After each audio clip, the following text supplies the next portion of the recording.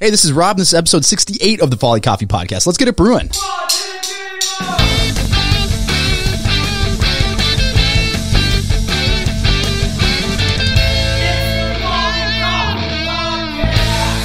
All right. Potentially my new favorite guest walking through the door with a naturally processed Mexican geisha. I've got Ben from Fragment Coffee in Minneapolis. How are you doing, man? I'm well. How are you? I'm excited because we know each other just through like passing and just we've grabbed some coffee and caught up. But every time I like see you post something or every time I learn something about you, I'm like, huh. So what I know about you is you've been like every shop I've ever been to. Yeah, I've made the rounds a little bit, yeah. I know that like there's a lacrosse league that you're a major part of, and these are like the things I know about you. Sure. So what I would love to learn about today, so I should mention, title officially owner of Fragment Coffee. Yeah, awesome shop in Minneapolis. So I saw when you were opening it, multi-roaster cafe, which, by the way, some people, if you're on the West Coast listening, you might be like, okay. But in Minneapolis, multi-roaster cafe, constantly rotating roasters that even I'm like, man, I've never even heard of this roaster before. Constantly new single origin espresso, batch brew, everything coming through, super fast rotation. Not really found in the Twin Cities, which was really exciting to see. Yeah, it's certainly an area of opportunity we saw going into Fragment. Never expected to be this large of a rotation or offering list, but kind of just went wild with it, and it's we've had a really good response. So just kind of like whenever we brought a new international partnership in or whatever, like people came out, and it just encouraged us to keep looking for the things that haven't been here before, and yeah, we like the opportunity to kind of just like bring and expose a new roaster to like a new clientele, as well as like our expose our city to like what's out there outside of what's like down the street. So let's go all the way back to the beginning, because everybody's got how do you get into coffee? And so let's go all the way back to how did you find yourself in coffee in the first place? Yeah, so it goes back quite a few years. I was living in Jacksonville, Florida at the time. My dad was going through chemo, and parts of chemo does a lot to an individual, but part of it is like after their treatments they feel very, very, very cold, and so it started with just like stops at my local. We had a Starbucks like right in between like where we lived and the hospital and all that kind of stuff, and so it started with like stopping in to get like hot chocolates or mochas or whatever, just kind of make that end of the treatment feel a lot better, and then fast forward like a couple months, me and a friend were on like a road trip to Nashville, and I stopped in what was probably what I can remember as like my first craft coffee shop or specialty called Crema, which is a pretty big, they have quite a good following and quite a good name in the industry. And I ordered a mocha. Wasn't really into coffee at the time, but I remember just sitting there and kind of like watching and just seeing the barista like interact with the guests, and like they knew their orders, they knew their names. It was just really cool to see. And at the time I hadn't like ever drank before, and so I never had been part of like the bar scene or like the brewery scene, and I also didn't drink coffees, hence like the mocha order, and so like I've never really experienced like that kind of seeing that interaction so much, but it was just really cool, and I'm like, man, that's kind of rad. And I remember that when I went back to Florida, and I was like, it was time for a new job. At the time, I was dating someone who worked for Starbucks, and she was like, why don't you think about coffee? And I just remember I'm like, that would be really cool to have like those kind of interactions every single day and be a part of someone's routine and all that kind of stuff. So started at Starbucks, good old line out the door, high volume drive through, crushing those blended drinks, and yeah, that's how I started. Was there for like did the whole Starbucks thing for like maybe like a year and a half, I think, or whatever. My goal is just to like move up, be a manager, try and make a career out of it. That's kind of always been my thing, is like, why waste time at a place, when you can could be progressing and setting yourself up better for the future. But eventually it kind of got a little repetitive. Right down the road, like a specialty coffee shop called Bold Bean opened up, and started going there as a guest. Eventually they asked me if I ever thought about working in coffee. I never told them I worked for Starbucks. I was too embarrassed because they were way cooler than me. And I was like, and I finally let them know I do have this background, and they're actually pretty happy with that, and did the whole interview thing. And then I got into, probably like 6 years ago now, got into the whole specialty scene. Say what you will about Starbucks, but once you work there, you've done high volume. You've probably learned about processes that are arguably the best in the industry in terms of just efficiency and cranking out drinks over and over. Yeah, ever since I've been in a hiring role at different places, Starbucks employees are some of my favorite applicants. They're task oriented. They know how to multitask and balance a bunch of stuff, and they know how, when it gets crazy, to keep hopefully a pretty cool head. So any Starbucks people are looking to get into specialty, I'm a member for sure. Yeah, hit Ben up in Minneapolis and Fragment, we got you. So you start working at Bold Bean. What was your role? So at that point, a year and a half at Starbucks, were you still at that like barista level while you were there when you switched over to management? Bold? Yeah. Okay. And it was a little. It wasn't like full manager, so I wasn't like scheduling and stuff like that. It was mainly just more of like quality control and all that kind of stuff. So management, but still like on the floor, 5 days a week, making the drinks, serving the people, all that kind of stuff. That is a really funny thing. That's a recurring theme in coffee that I think we're all getting better at it, but it is the thing where you go into a shop and you're like, oh, I'm not cool enough to be here. I swear. That was nothing about them made me feel that way. I just felt that way, just going into the first time, and I was just like, I'd always go in and just be a quiet dude, ordering some sweet beverage, or whatever, and just slowly and surely, like, they did like pour overs, and I started asking questions, and I'm too curious not to understand like what that was, and they were always happy enough to like sample it out or whatever, and then I had a weird, like, I don't remember the exact moment, but I never had like a cream or sugar phase. I went straight from like venti, extra pumps, all that kind of crap, straight to black coffee. It was really like overnight. It was really weird, and I'm grateful for it, but it was pretty funny. I had the opposite. I was like I drink this black bitter coffee because that's what salespeople do. Sure. Like, we're road warriors. And then someone was like, it doesn't have to taste like that. I'm like, what? What was it like going from Starbucks over to Bold Bean, this shop where it's like this cool vibe and cool people, and you're like, I shouldn't even be here at the start. And then all of a sudden you start working there. Yeah, it was, Bold Bean, so this was their second location at the time. So they had a following in the city. And so it felt very, very cool. And it felt like there's certainly a lot to learn. Like, I thought, because I had moved up, and like we were at like a reserve Starbucks, so like the little bit more coffee forward. So I thought I had a good understanding about it all. Learned pretty quick that there's a lot more that,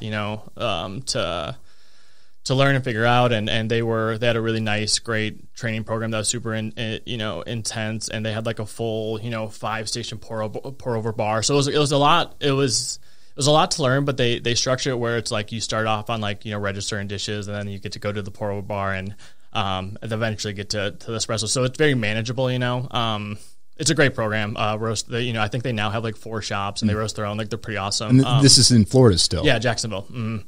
And so I actually never ended up by the time I left Bold Bean, I had probably had like 1 or 2 espresso shifts. I hadn't really made it that far.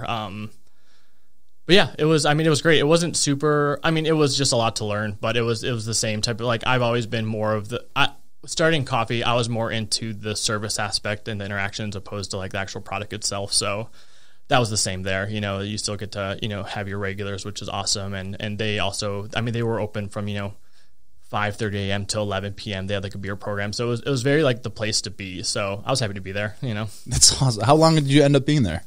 I think I was at Bold Bean for maybe around a year, I guess, and then I moved back here, which is where I'm from. So you say you're originally from here. Mm-hmm. Yep. Okay. So you moved back here after been there a year. At this point, are you still like, I am a coffee person now, this is what I do? Yeah, I before moving back, I reached out to Spy House to set up like an interview and be like, I knew I wanted to stay in coffee when I came back, and it's something that I knew I'd done now for a couple of years in different roles and stuff like that, and I didn't want to go back to the corporate coffee vibe. So reached out to Spy House because they were the biggest brand, and I had their coffee even when I was in Jacksonville. It's just like they have a good industry name, so had that lined up when I got back here, and yeah. What was that like starting at Spy House?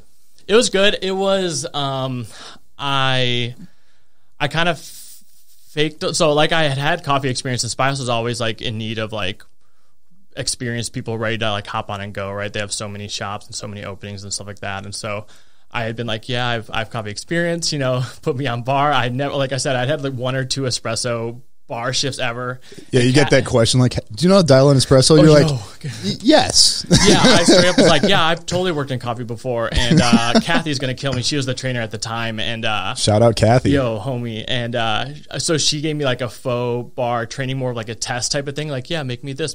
I'm like, I'm literally just like failing at it. I'm like, oh, it's just a different machine that I'm used to or whatever. And she goes, oh, you'll figure it out. You're good to go. And so I started working at the Nicollet location, their original one, and was like bar right away. And so it was fun, but it was like I was faking it and trying to learn as I go. And like it was, yeah. So it was good. It was Bold Bean is great. They're a little bit different than Spy House as far as like what they source and kind of like how they do things. It's a little bit more like it's still specialty, but a little bit more, tier 2 like and the in-betweener, those like in-between second, third wave kind of vibe. They're more intentional, but they're also like more approachable to still the neighborhood shop. Yeah, 100%. And so Spy House was the next step, and the baristas there were great, and that kind of led to my first opportunity serving coffee in like the North Loop, because I was part of their opening team at their Washington and 10th at the time. And so that's how I got it kind of into the North Loop, moved on to that Spy House. After that, went to the opening of Bachelor Farmer. It was part of the opening team there.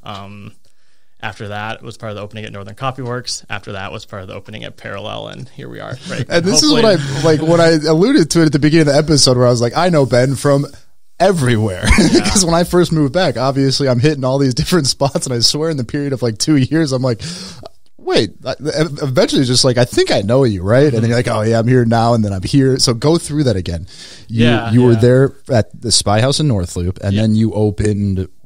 Yeah, so was part of the opening team at the Spy House in North Loop, just like a normal barista, kind of like their 5-day-a-week opener and stuff like that, and then went from Spy House to the Bachelor Farmer Cafe. Rest in peace. Still hurt. Was there for the opening team, helped kind of pick like the roasting partners, because they also had like a rotating roaster type of model. Was there for quite a while, and then maybe like a year and a half, I think, or something like that, and went from there to the opening of Northern Coffee Works. Was there for a little under a year. Went to Parallel when they opened up, and then finally Fragment here a little over a year ago. Yeah. While all of these are happening, now you're the owner of Fragment. Is it in the back of your mind that you're wanting to open your own shop? Always, absolutely. Okay. So at what point did that become the plan? Is it all the way back to your Starbucks days, where you're like, someday I want to have my own shop? Or at what point in all of these like 8 stops that you've made along the way, by the way, breezed over it like it was like a month at each place? Like, no, these are like a year stop at each. At least a year, yeah. At what point in that process did you say, I think I could go out and do this on my own? Probably after I moved back. I always wanted to, like, I enjoyed Starbucks, wanted to move up there and be like a manager for a while. Then I moved to Bold Bean, but Bold Bean, I always had kind of like one foot out the door in Florida. Like, I always kind of wanted to come home. And so once I moved back here, it's just there's nothing about the places that I've been. I've just always wanted to do it. Like, you can't be a barista forever. Unfortunately, and there's certainly a lot of other coffee, roles and positions and stuff like that. But, in a lot of cities, they're few and far between, and there's just not enough to go around. And so, I don't remember the exact like moment or like where I was at when that happened, but it's always been something that I wanted to do, the part of the reason why I went to the openings of all these shops is I love the idea of like being somewhere day one and building a culture, building like a healthy place. So I think that's why I was always intrigued to go to like a new opening opposed to like an established place or whatever, as I want to be a part of that. So I really want to hone in on the moment where you go, I'm actually taking steps to do this, because I think anybody who's been in coffee or been a barista has at least had the thought that I could open a shop, or like, if I did it, this is how I'd do it. And they, most people, it's kind of like, it just continues to be a thought in their mind, and you just keep bouncing around. Sure. So I want to really hone in on the moment where you start going, here's the plan, here's the actionable steps I'm taking, and what are those first steps? Because I think that's what's the most intriguing to me, is everybody's got the idea of a coffee shop. Yeah. If you've been in coffee. And so it's the people who start to take those steps. And so I'm very curious at what point you've got this idea moving back to Minnesota that like, I'd love to own my own shop someday. What's the moment where you start to hone in on that and start to take actionable steps towards what has now become Fragment? Yeah, so there was along the way up until like while I was all these different other shops, I had been approached a few times by people who had been like guests or whatever with the idea, who they wanted to open up a shop or whatever, and we went down those roads, and it just didn't work out or whatever. This time was the third time that I had made progress towards opening something. The other two like fell through for whatever various reasons, and this was one where I knew someone who knew the developers of the building that we're in now, United Properties, and they knew they were looking for like a coffee tenant, so we're in like a 8-story, tall office building essentially. So they're looking for like a coffee program for their tenants or whatever, to be like right in the neighborhood as well. And they knew United Properties was looking for something, and we got connected. United Properties reached out to me, was like, "Hey, we heard you might want, an opportunity here in this bar. If you were given, this space, what would you do with it?" Right. So there was this whole, I wrote up a guesstimate of like what our program would be and like why it would be different than if you brought in like one of the established brands in the city or whatever. And they chose us, and we started going forward a little bit, I guess. But the main thing that kind of made it a reality was so I have a business partner, Sarah, who was a guest of mine at Parallel. I guess just to kind of like piggyback off what you said, like there's a bunch of baristas in the city. You probably have like this idea, right? And I would love to just take this opportunity to be like, always, I think a lot, and I found myself in this way too, is like, sometimes you're not really happy with where you're at as like as a coffee professional, and you feel like you're stuck and all that kind of stuff, but you should really take ownership in what you do personally, like have pride in what you do, have pride in what you serve, and you never know who you're going to serve, And Sarah was a guest of mine, and it turned into me like dog sitting them, their dogs and cats and stuff like that. But she, she was asking me one day how Parallel was. I said, Parallel is going good. I have this opportunity to do something, something different. This is kind of what it's like. And she's like, do you need help like coming up with kind of like projections and all that kind of stuff? That's kind of like her background is more in like the numbers and all that kind of stuff. And so she helped me with like what like a first year projections would be and stuff like that. And eventually after a couple of meetings, she's like, so this is what it looks like you might like need to start, your business as far as like finances go. What is that worth to you? I want in. And so, it was a shock, and I've never been a numbers Excel spreadsheet kind of guy. I've always been the at the register service type of person. So that partnership is invaluable to me. So we made it work. And like I said, United Properties picked kind of our concept. And so we started the build out and the design and all that kind of stuff. But yeah, baristas out there, if you have a goal to open up a shop, you're no different than I was. Just, take pride in your work individually. It doesn't matter like what shop you're in. Just own it, and maybe you'll get someone to walk through who believes in what you do because of what you've shown them. I guess, I don't know. Yeah, it's two things about that I think are big takeaways: is knowing, one, either what you don't like doing, or two, what you're not good at. If you're going to start your own thing, don't just focus on like, this is what I'm really good at, but it's the things that you're not good at or don't want to do that are going to fall by the wayside fast. So things like Excel and numbers, I'm the same way, that I'm like, it's not that I necessarily couldn't learn them or could get by with them, but I'm so like not wanting to do them and bad at them, whereas somebody else would want to do them and be good at them, that the sooner you can identify those things. So before figuring that out, I feel like that's a big pitfall of a lot of new shop owners, is they go, oh no, we'll figure out the numbers. Like, this shop down the road is charging this, so we'll charge that. If it's working for them, it'll work for us. And you're like, okay, there's a lot of different things that go into it. And the second part of it there, that I love what you said about take pride in your work, and it doesn't, like, you never know who you're serving. It reminds me of this book I read about sales it's called the Challenger. I think it was the Challenger something. I'll reference it in the notes, but it was a book about the 2008 financial crisis, which you could imagine there's a few parallels to what's happening right now, but they started studying sales reps that were still having success during that downtime. And the book turned into, actually, it's not the fact that they're having success during these downtimes. They're always having success, and they also happen to continue to strive. And one of the things they found is, one of the examples that seemed to be true of a lot of people, is they never catered or tailored their sale pitch or like their enthusiasm for any one person. So they were highlighting this card dealer that no matter who walked through, if it's a 15-year-old looking for their first car, if it's a farmer in overalls, those are the examples they use, because they go, this 15-year-old turns out to be the kid of someone that's buying all these cars from them now. Sure. The farmer ends up buying 10 trucks a year as their best customers. And so the takeaway from that for me, that's kind of this, pardon the parallel here, is that it's like if you serve everyone with pride, you really don't know who you're serving. And I think especially in coffee, I think sometimes it's just coffee. It doesn't, if you take a shift off and mentally or whatever, you're not locked in, nobody will notice. But I think people really do notice when they get great service, when attention to detail, and not only just the one time, but over time. Mm-hmm. And I know shop owners go, gosh, I wish my customers didn't have such preferences towards one barista or another. And you go, well, there's a reason. It's because that person is always taking pride in their work. Mm-hmm. And here's where the tough part is. It's like, you can't do that with the mindset of hopefully a Sarah walks in and becomes a future business partner. Sure. Because that will burn you out. Yeah. If you're sitting there going, are you an investor? Are you an investor? But reputation spread pretty quickly. And even not knowing you personally, you just had a great reputation within the coffee community, is like just super on point with it, and obviously explains why you were able to go from such places like Northern Coffee Works and Parallel and all these spots that had amazing coffee programs. Mm-hmm.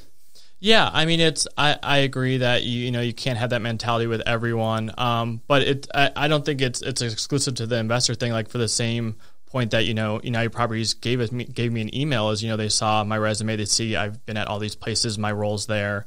I'm sure they United Properties can vet people pretty easily. I'm sure they made some calls, and they know that I was someone to take serious. When I said I want this opportunity, they know that I've done it before for other people. Obviously in a different role, but yeah, I mean, I'm sure it's very easy to make a call and be like, yeah, that guy is kind of a jerk, or he doesn't like, it's just like, I don't know. I think in our industry, especially in this city, there are probably a lot of baristas who feel stuck. I don't think there's a lot of opportunity. And I would love for them to have their Sarah walk in, man, we need more shops and stuff like that. Like, I hope they find someone like that, because like I said, I've been approached a few times just from exclusively from guests. They are out there.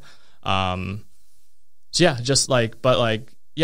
while you are representing your brand, like your business, while you're on the floor, you're also representing yourself, and just, own it.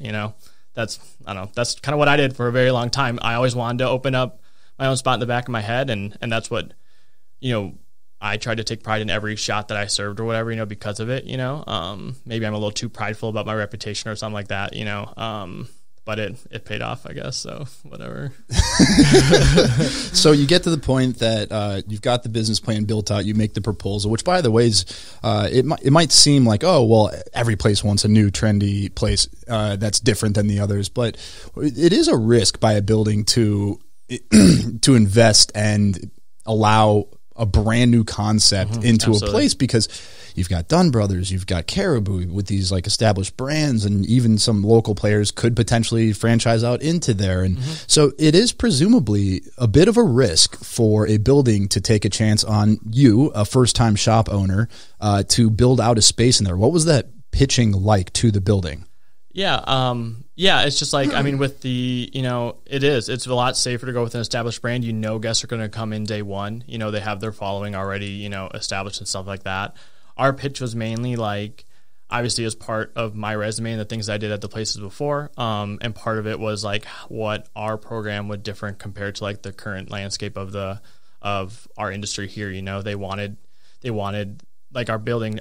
You've been in the Nordic. It's quite beautiful, and it's definitely kind of like a destination vibe. When you're in there, it's very warm and inviting, and it wants people to stay there, and it's really well designed. And so our pitch was mainly just like that, like, to highlight what would make us different and why people would go there. And our coffee scene is great in some aspects. We do have some quite established brands that have been here for quite a while, and I think between guests and industry folk, you're always looking for something new, and so we really relied on the multi roaster, making it different, keeping it new. A lot of our partnerships were ones that were exclusive to us. You know, we brought in Honey and Rye as a baked partnership who had never been outside of their own spot, and they have a huge following. And so having them offer in the North Loop was a cool thing. And so it was basically just like trying to showcase how we would be good for the neighborhood and getting people to come in, as well as having these cool partnerships like the baked goods for just the office folk who are in there every day, right? Like, I'm just curious, when you're pitching this, things like multi-roaster, and you're explaining single origin espresso, who are you explaining this to, and so how much did you have to explain to them what you're talking about? We definitely, you know, we didn't get too intense in the terms that we used. A lot of it was more of like, hey, this is a building called the Nordic. It's very, you know, Nordic vibes, Nordic inspired design.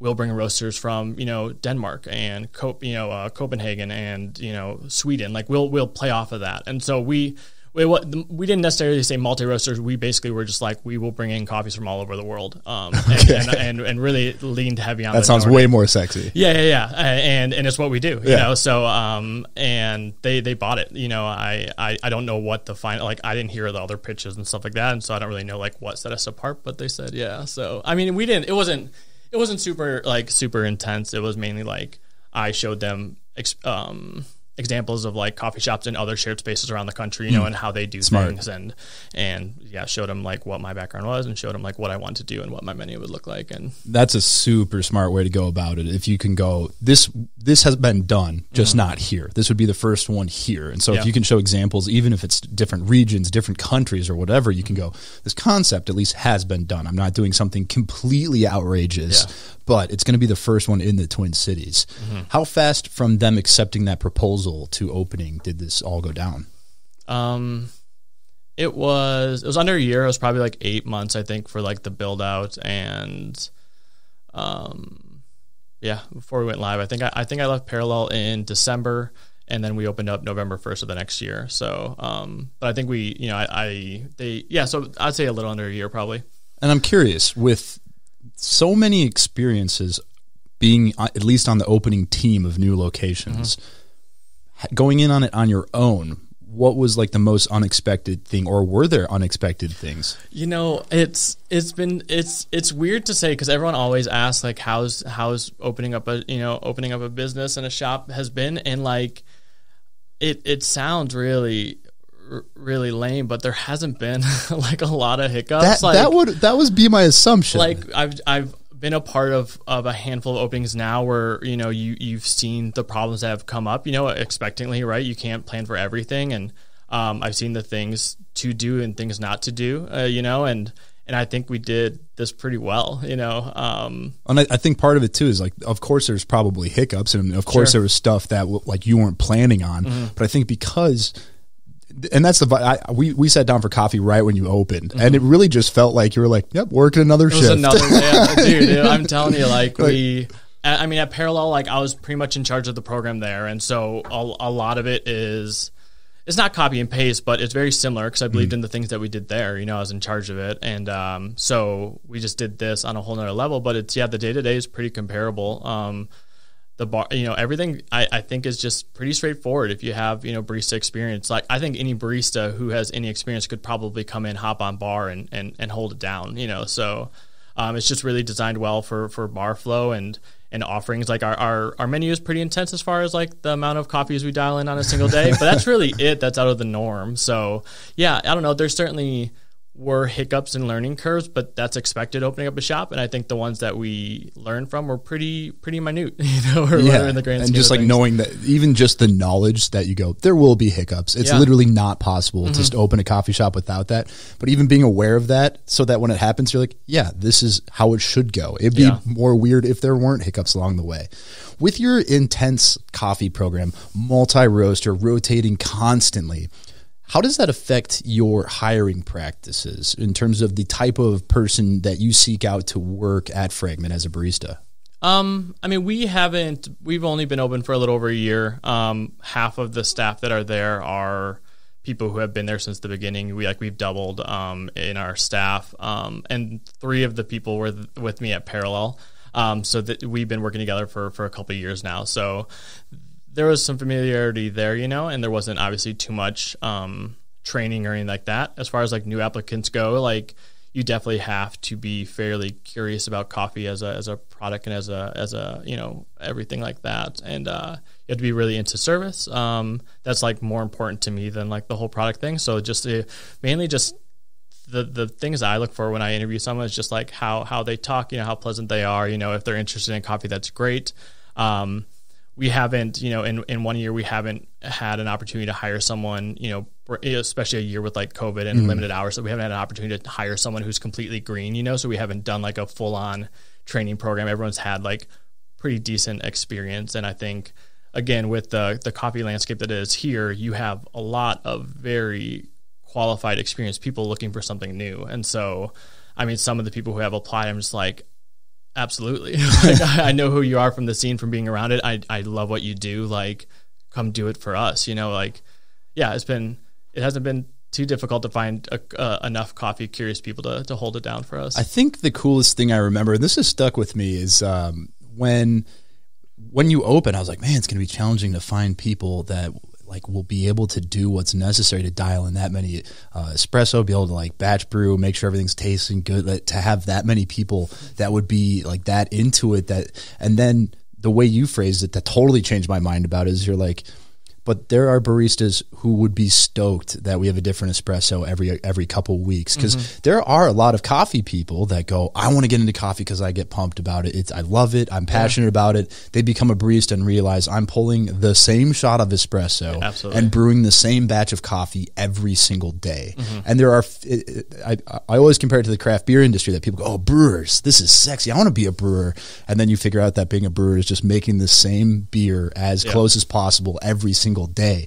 And so you've almost created like this, almost like a tap room or like a craft beer bar with a constant rotating menu. So you start to attract baristas that go, I'm here because I get to learn about a new coffee every couple of weeks. I get to serve these different coffees and get excited about it. And that's one of my favorite things about going to Fragment, is I love going to a shop, especially when I don't know the roasters, which is kind of a rarity for me. Like, I know a few of them, and to pull up and be like, I don't know any one of these 3 roasters they're serving, and just go like, what are you digging? Like, what do you like? And to just right away get that answer. Like, personally, I love that when you go, oh, I can tell like they love what they're doing here, and they're like proud to be serving it. Yeah, I mean, our program is very, while it is a lot for, it is a lot of caffeination and a lot of work on, a lot of, a lot of expectations from your palate and stuff like that. It is really kind of a barista's playground. If we have a coffee there, feel free to dial it in, and so it really helps. Like you said, baristas be stoked and proud of what they have, because they, can dial in 3 or 4. And most of the time with guests, they don't want to hear the list of what you're offering. They want to hear what you like best, right? And so when you've had 3 or 4 or 5, or in some mornings 7 different origin of espressos or whatever, right? Usually 1 or 2 of them are going to stand out. And you can really speak, passionately about that to guests. Be like, I'm loving this one today, and it may not be like that tomorrow. And it's just a cool experience. It's a cool opportunity for, while I do value consistency and people, on their daily routines want to go in and get, something that they can rely on. I do think it's fun for the people who want to come in and get something they didn't get yesterday, that there's likely going to be something like that. Especially, it's like you're going to have a coffee on the menu that if somebody's just like, I don't care, I just want a 100%. Coffee. You go, okay, well, this one's going to do you. Yeah. You'll always have a coffee like that on the menu. So it's easy to kind of work with that person still, and they're still going to leave there. Yeah. What was it like? Obviously, this year has been interesting, and I've seen you guys do some really cool stuff over there. The most notable one of the first things I remember that I saw a coffee shop doing, where I was like, that's interesting, is I think you were one of the first in the city to start doing to-go lattes. Yeah. And so I'd love to hear, and I'm sure you're tired of talking about it, but the closures happen, offices too, which is a huge part of your business, being in an 8-floor office building. So offices are closed, everything's shut down for 2 weeks. I'm doing quotations here. We're 9 months later. How did that feel when it went down? And what was your immediate reaction to respond to everything going on? Sure. So the first shutdown was 4 months into business. Like you said, we were in we're in an office building with people who come in, every single day. So our first few months were pretty reliant on the tenants in the building. once everything shut down, they stopped coming in. You know, we had to change our program. I'm pretty proud of how we adapted. Like you said, we closed down, I think, for 2 or 3 days. And then right away opened up again. We opened up, like, I think I was able to get into like one of the last days that one of like the home brewer stores were open or whatever, and I just got like cases of 12-ounce bottles and stuff like that, and some 32-ounce growlers or whatever.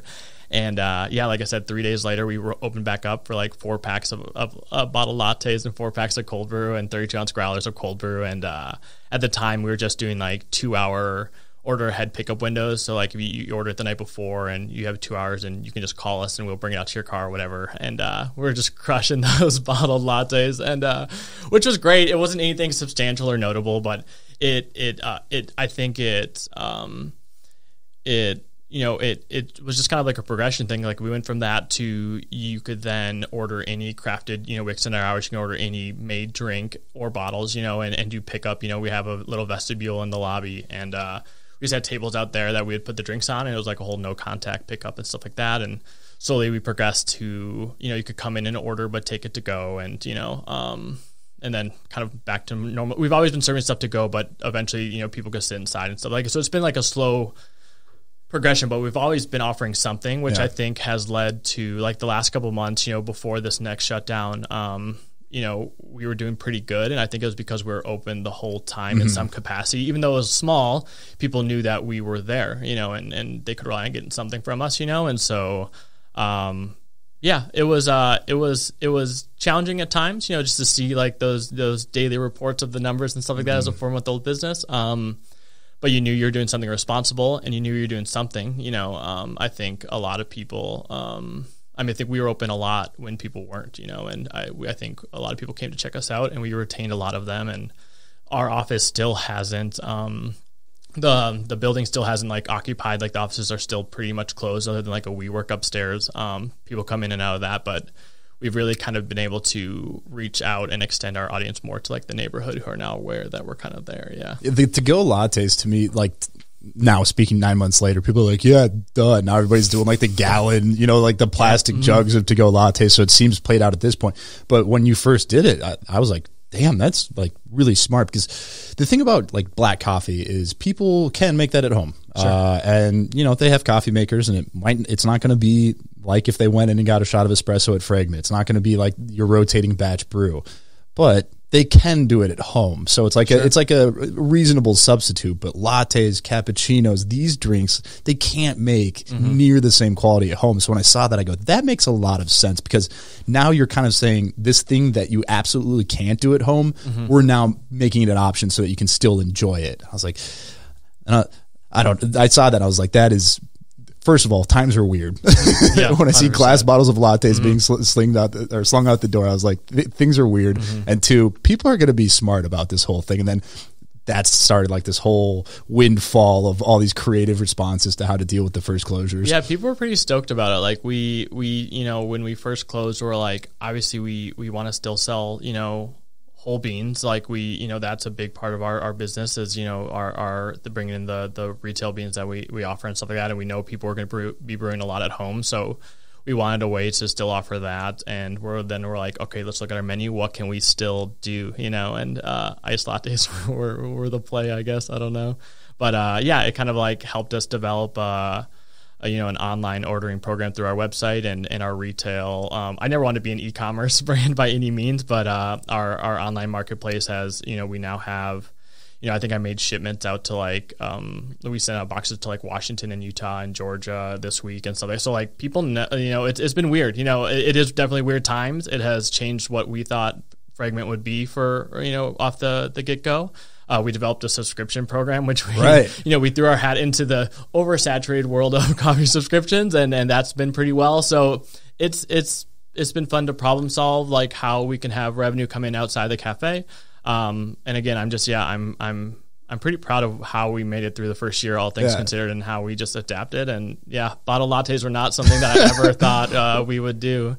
Well, and let's consider the subscription service here, because this intrigues me. And I was actually kind of racking my brain about this when you started it. I go, okay, If you would have told me a year ago that a cafe is going to open that is eventually going to have a subscription service where they're selling the coffees that they select, I was like, I don't get it. And I was like trying to pinpoint down like what's the difference between that and other subscription services? And I think the key difference is other subscription services are like they're choosing their coffee. And with yours, it's like we're choosing the coffee for you. Sure. We're choosing the roasters that we carry. And like I said, it's a lot of roasters that I'm not even familiar with. So I imagine most people are definitely not familiar with them. And so they're going, but the last one I had was awesome from here. So I know if I'm choosing from Fragment, it's going to be a brand new roaster I probably haven't heard of. It's going to be something really good and it's going to be different. So it's almost like the subscription service is like you're curating a selection of things that like they're taking an inherent risk of I don't know what I'm ordering, but because they've selected it, I'm in. Yeah, it's certainly a little surprise every month if you're a subscriber. I mean, yeah, between like with the subscription and us, like again, I never thought we'd ship out beans or whatever. I think what people have realized is so we have partners from 10 different countries. We just brought in a partnership from Australia, which I'm very, very, very excited about. Ona Coffee Roasters. We're the only place in the country that has them or really any Australian roaster partner, which is pretty wild for a 1-year-old company, But we have roasters from London and Germany and Italy and all the Nordic countries like I listed earlier. And I think what people have realized is you can get us to flat rate ship it for $5, and that's a lot cheaper than you ordering it from them. Like if you want to order, so that's what I've realized is if you want to order a bag of coffee from whoever, the barn in Germany, right? You're now going to pay double that just to get that bag shipped to you, right? But we pay for that on the wholesale end, right? And then we'll ship it out to you. And yes, it's like 3 days later, which isn't that There's the missing piece. There's the missing piece I couldn't figure out. Yeah. That's super smart. So if you are a coffee curious person, it's very hard to order internationally just because of shipping and stuff like that. I never do. It's like I want to try it, but you go, why would I spend $50 on a bag of coffee when it's going to be it's going to be at a similar quality or of one I can get locally or one I can have shipped from the US. Yeah. So it's been, I think we've had a lot of like people who have ordered once, then ordered, follow-up orders because they so we get coffee from, all those European countries, like 4 or 5 days off roast still. So it's pretty reasonable. And then after we ship it out, like you're still getting it, a week to 10 days, which gives it plenty of life left. So, well, I mean, reasonably, that's like when it's the best to start drinking. Yeah, 100%. We're doing all the patience for you, the patient's waiting for you. So it's been, I think the subscription is for either people who don't want to choose, or it's for people who, are really coffee curious, but they don't want to pay $50 for a bag of coffee. You're like the hookup for international roasters. Yeah, that's for sick. Sure. Yeah, it's been really cool. I think it's. I'm biased. I love our program a lot, but I'd be a little worried if you didn't. yeah. I think it's just a really cool opportunity for our city and just like anyone.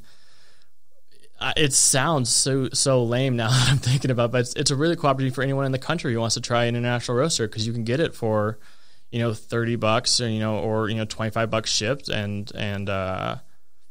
get to try something from around the world, I guess. It's like it's ironic that I'm a broken record. I say this, but Blue Ocean Strategy is my favorite book of all time. It's like, how can you do things the opposite of how everyone else is doing it? Sure. Everybody else is going, how local can we get? How hyper local can we get our menu program? Which obviously I'm a huge fan of. Yeah, I'm also very biased. Mm-hmm. We are at Local Roaster. I'm self-aware about this, but you go, well, let's do the opposite. How not local can we get? And you add value by doing that. And so it's really cool that you've got a local business that, of course, like buying from Fragment is supporting a local business, and you get this opportunity to try international roasters that I would definitely never have tried. Mm-hmm. Yeah, it's I totally appreciate the localness. We do local as much as we can as far as like, our dairy and all of our other partnerships. And but it's just like at the end of the day, as a new business, like how are you going to set yourself apart? And if you can get something at our shop that you can get down the road, like just like your ceiling is so much lower, And I also think there's so many great coffee roasters in the world that people around here have no idea about, and I want to share them. Yeah, I've always been the nerd who would order 2 or 3 bags from a roaster from a different roaster. I want to try everything, and I had the same problem. Yeah, I mean, I was drowning in beans. I was so over, I went insane when I first started in coffee, and drink 2 cups out of it. You're like, okay, I understand this coffee now, and then you're on to the next one. You've got 9 ounces of a really great coffee left. Yeah, for sure. And so, I wanted to do that for everyone else, I guess. I don't know. No, honestly, I think it's really cool. And I am curious because, like, how do you choose the international roasters you work with? Because I'm clearly, I've figured out that I'm like, my knowledge of roasters is U.S. based. And so the second you go outside the U.S., my knowledge drops off dramatically. And I learned that because of Fragment. I was like, I kind of assumed I knew all the really great roasters out there. When you're going out and seeking new partners, like, let's take this one from Australia, since it's the most recent in your mind. Yeah. How did you start to even pick that roaster, contact them, figure out how to create a wholesale partnership across the world? Mm-hmm. Yeah. Well, we have a super secret criteria that I can't share with you, Rob. We have a lot of imitators out there who are probably listening to this, and I don't want them in on it. But no, we have like a small, loose criteria about our partnerships. As far as ONA is considered, that started 2 years ago. I reached out to them when I was at Parallel, and they're like, yeah, we don't work with anyone in the United States. I'm like, that's cool, whatever. Have a good day. And then I reached out to them when we opened up Fragment, same story. Like, hey, we don't have any U.S. partnerships. It's just not worth our time to do that right now. And I'm like, I know I had first had ONA I had first heard of ONA, like, because they were served at one of my kind of like dream shops called Revolver in Vancouver. So I'm like, man, they work with, Canadian shops. Like, I'm so close. I'm so close. There's something. And so I reached out to them again, a couple months ago. I was like, yo, like, this is our lineup. I would love to showcase you alongside all these other international roasters. And I don't know if it was like we had to prove our concept to them before they're open to it, but they're like, hey, we don't work with, anyone in the United States, but like, let's talk it out. And so I don't know, it was just like some back and forth, and they were open to looking into the whole, like, working with the FDA and seeing how we could get it here. And I'm so grateful they went through the legwork, and yeah, so they got all the importing and stuff like that done, and we got our first order in from them last week, I guess. But ONA, I know of ONA because they're owned by like a world barista champion, Sasha Sektic, and they're very, very highly renowned. And like Australia is like the mecca of the coffee scene, right? Yeah. And they're one of like the big names there. And part of our partnerships is just like we partner with a lot of the names in each of these countries. Like the Barn is huge in Germany, and Square Mile is huge in England, and it's kind of just like these are the roasters who best represent their country of origin, and it's cool to have them here because coffees that are roasted in like the Nordic countries, like our partnerships with like La Cabra and Kopi and all that kind of stuff. Like Nordics have like a very distinct like roast profile, like super, super light, and it's cool to have them, they're really big names in their countries, and it's cool to have them represented here. And so it's, when we're looking for the international partnerships, it's just like who is known there to do really, really good things, right? And part of it is like going back to us being a new brand, like as much as I'd love, and we did this at Parallel, we brought in like smaller kind of like obscure roasters from like random cities that you wouldn't necessarily think especially coffee comes from, right? So we had partners from like, Kansas City, which has a really great scene that people don't really know about, and then like Ohio and Oklahoma. So we brought in like Maine, and like, so we brought in all these really obscure ones, and I love that program. But like here, as a new business that I wanted to succeed, you kind of had to get a little bit clickbaity with your partnerships. That's the term I use for. So you want some partners that have some brand recognition, right, to get people in the door, So like when we opened up with Hart, who has a huge name. We opened up with Monogram, that has a huge industry name, but they're from Calgary, which has never been here before. And then St. Frank, who has a really big industry name, but has also never been here before. And then we slowly started adding, and like I said, what we brought in Kopi as our first, out of Sweden, as our first international partnership, and people came out for them. Like, they have a huge name, and they still do a really great. They're just a wholesale roaster, and they do a great job. But like when I saw the people come in who knew about Kopi, I was like, okay, let's see how like I never anticipated, when when you open up Fragment, having 19 partners within the first year and from 10 different countries, this was not planned at all. But once I saw the reaction from the first one, I'm like, all right, I love it. There's enough coffee curious folks out there who want to see what's different, and what's new, and so, yeah, I don't know. That's killer. 19 partners in the first year, and what a wonderful year to open the first year of business. If you can get through this year, I think you'll be okay. Yeah, we are planning on getting through this year just fine. Yeah, that's awesome, man. Thank you so much for coming in. Yeah, thanks for having me. Yeah, you're one of those people I've just always kind of known, and that those are the type of people I love inviting to the podcast because it's like. I was telling you right before we got on mic that it's like super creepy to be like, hey, do you want to meet up and just, can I ask you about you for an hour? Yeah. And I always hesitate because I will talk about Fragment till I'm blue in the face, but don't ask me questions about me. I don't want to talk about myself. But I'm always happy to talk. We are still new, and I know a lot of people haven't heard of us from, one, there's an established scene here, and two, COVID, like people haven't been out and about, but yeah, I'm happy to. Thank you for the opportunity to talk about Fragment. Yeah, absolutely. I will end it like I end every other episode and say, have a nice day.